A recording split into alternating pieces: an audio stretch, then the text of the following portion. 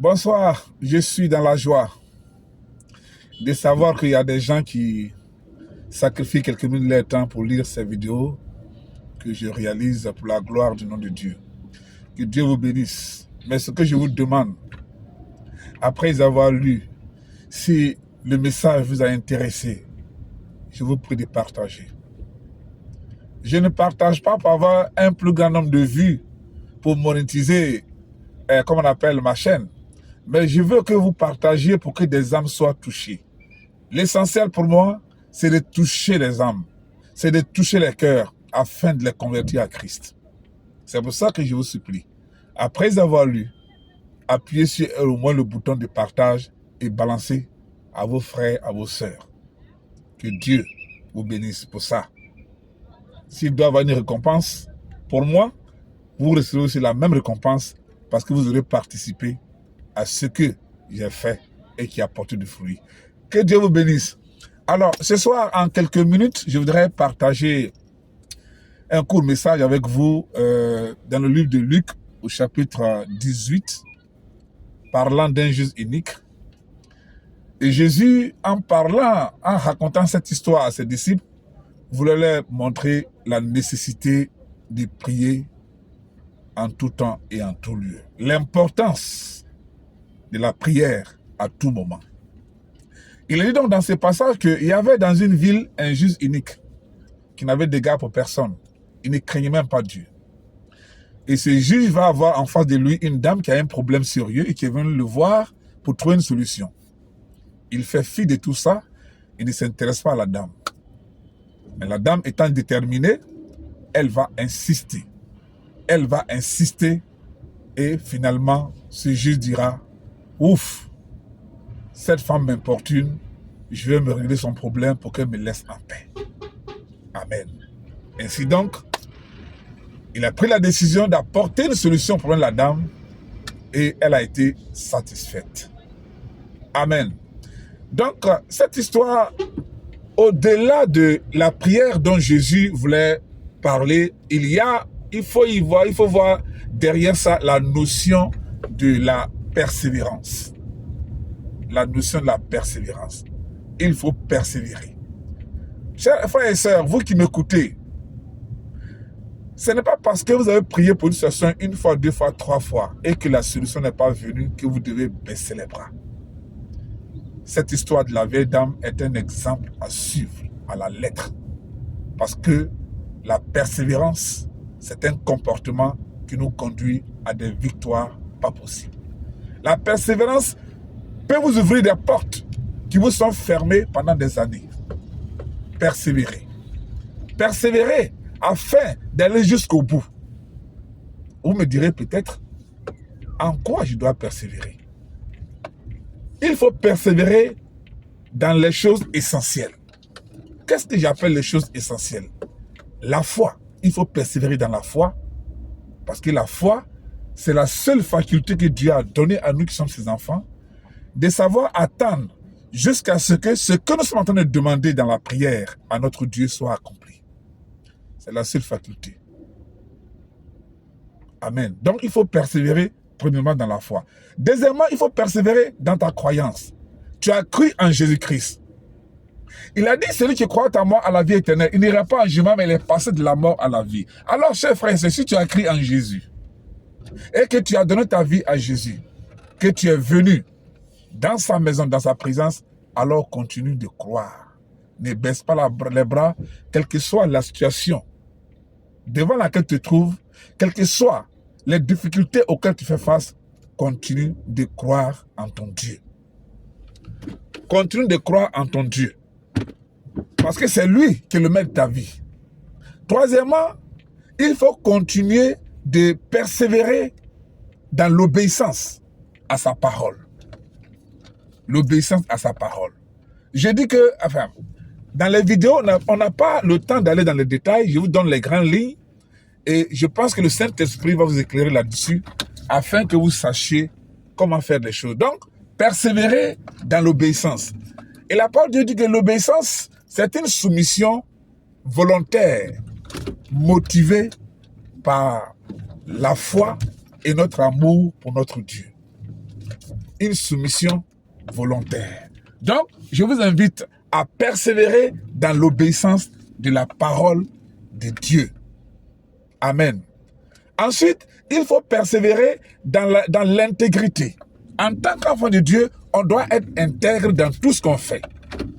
Un chrétien, un enfant de Dieu, un élu de Dieu qui n'est pas intègre, c'est qu'il ne verra pas la grâce de Dieu dans sa vie. C'est une valeur. L'intégrité est une valeur à posséder si on veut vraiment entrer dans les bénédictions que notre Dieu nous a prédestinés. Amen. Au sortir de la persévérance dans la vie d'intégrité, il faut persévérer maintenant dans la vie de sanctification. Sanctification dont Paul parle.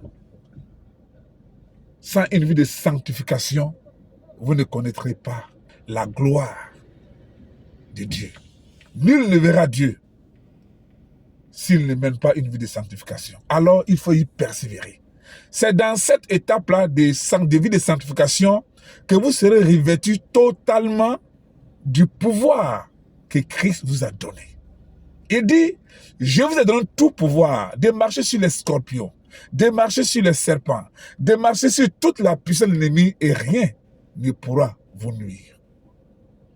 Si vous ne marchez pas, si vous ne persévérez pas dans la vie de sanctification, vous ne connaîtrez pas cette autorité-là. Vous allez prier, certes, vous allez multiplier les mots, mais ce sera que des paroles vaines. Ces paroles qui sortiront de votre bouche n'auront aucune autorité.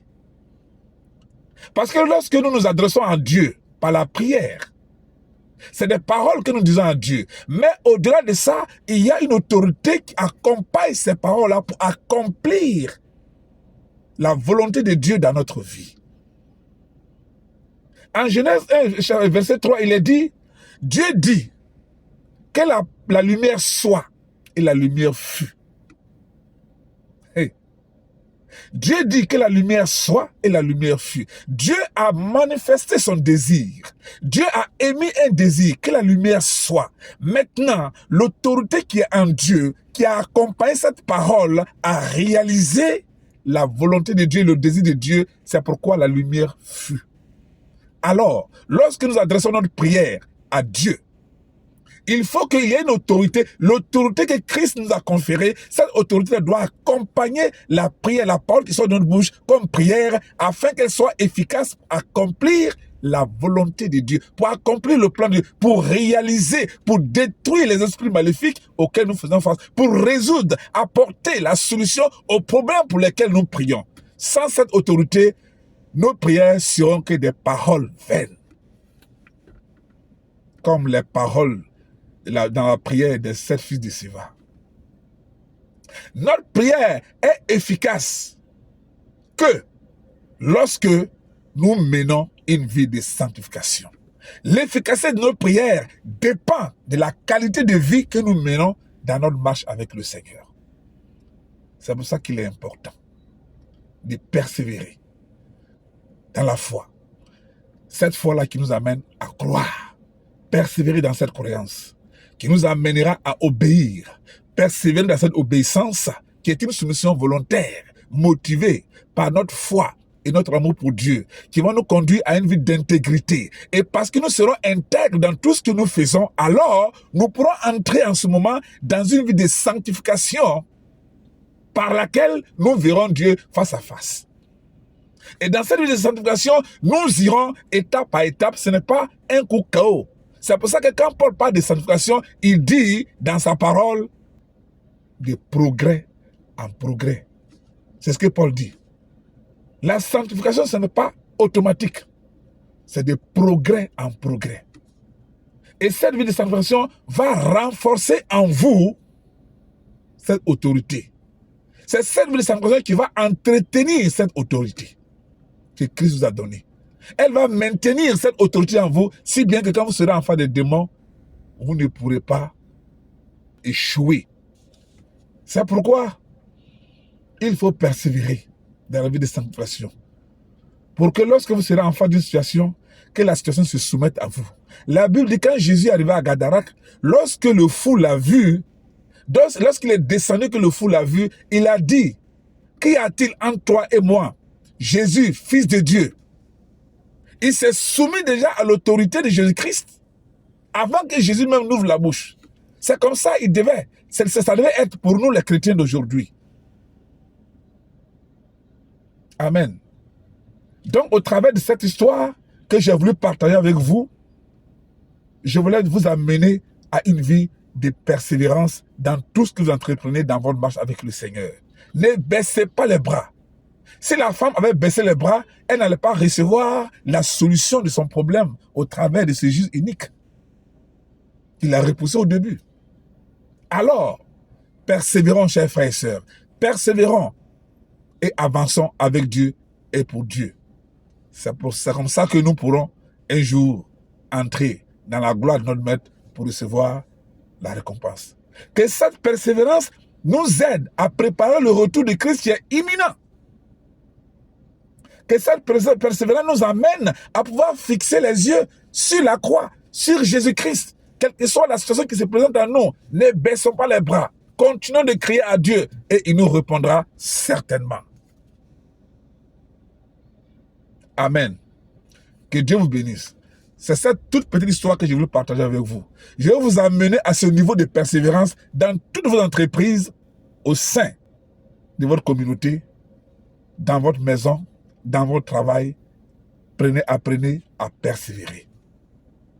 C'est pour moi une joie de vous parler de cet exemple, de la vieille qui était en face d'une situation et qui a persévéré.